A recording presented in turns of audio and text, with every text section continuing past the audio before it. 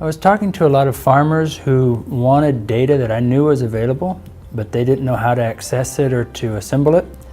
So as I interacted with them, I found out that we could create a site that would quickly and easily get them a lot of data that would be useful for farm management decisions, investment decisions. And so we decided to create that site and allow them to initially manage their risk. That was our stated objective, risk management from an environmental perspective. To download an AgSite report for a particular site, follow these 5 steps. Go to agsite.missouri.edu, click Create an AgSite Assessment, locate a particular land site by entering an address or using the map navigation tools, outline the site of interest, select an AgSite report to generate customized report for the specific site. The first thing that I encourage farmers to do is to actually just look through the report, see if there's anything that surprises them, what's nearby, what kind of soils do they have, whether there's a wetlands on their soil that they were not aware of. So they look at the whole report, kind of get a general feel for it, and usually there's something on that report that catches their attention. And every report, or every table in the report, contains both a map link and an information link. And so they like the map link the best. They click on the map link and it brings up a map of their field that they're looking at with the particular characteristics. So if it's soils, it will have the soils map. If it's wetlands, it'll have the wetland on it. If it's floodplains, it'll mark the floodplain. So that's just very easy for them to do and start to drill down into the things that they're interested in.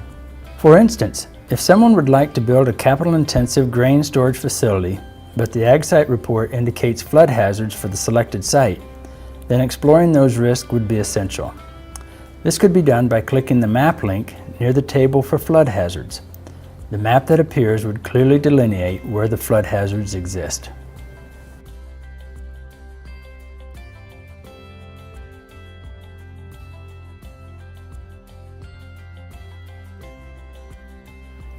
There was an interesting situation where a farmer called me up and said he was thinking of putting a center pivot irrigation system on his land, but he had looked at AgSite and it noted that there was a wetland on his land, and he was afraid that that wetland would in some way endanger his ability to put a center pivot there. So what I encouraged him to do, and what he did, is he called up the Army Corps of Engineers, said, you're saying I have a wetland here. I need what's called a jurisdictional determination to decide whether or not I can actually put something on this land.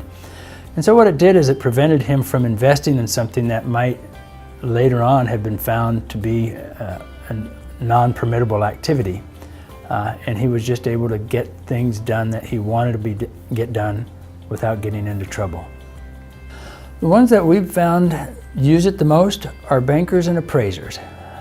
So investors also use it a little bit, but we find that bankers, when they're asked to loan money on a piece of land, will bring up the AgSite report, look for their own concerns about whether or not there's an environmental hazard on that place. They'll frequently give it to the appraiser and say, this is the land I want appraised. The appraiser will use it to give his initial impression as to its productivity, and then he'll actually frequently incorporate it into the report that he gives back to the banker.